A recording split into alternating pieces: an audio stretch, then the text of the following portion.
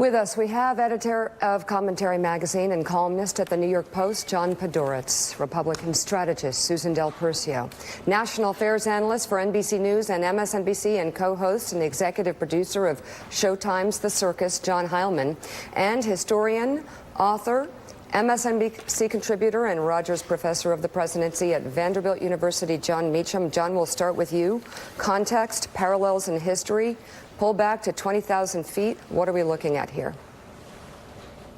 It's, I think, the most widespread attempt on the lives of high American officials since, and it actually may, in fact, exceed the scope, since the assassination plot against Abraham Lincoln in 1865.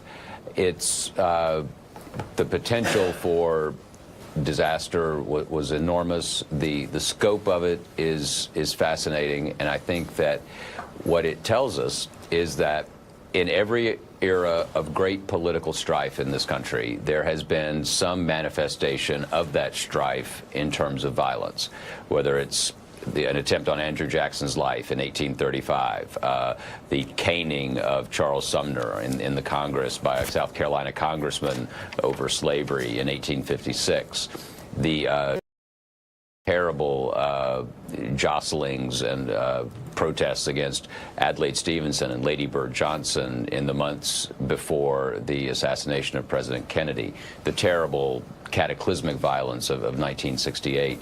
So this is, alas, not surprising. And I think when you step back, one of the things we all have to figure out is the climate a symptom or a cause of an attack like this? And make no mistake, this was a terrorist attack on the United States of America of great scope. We look and at whether it was a... Go ahead.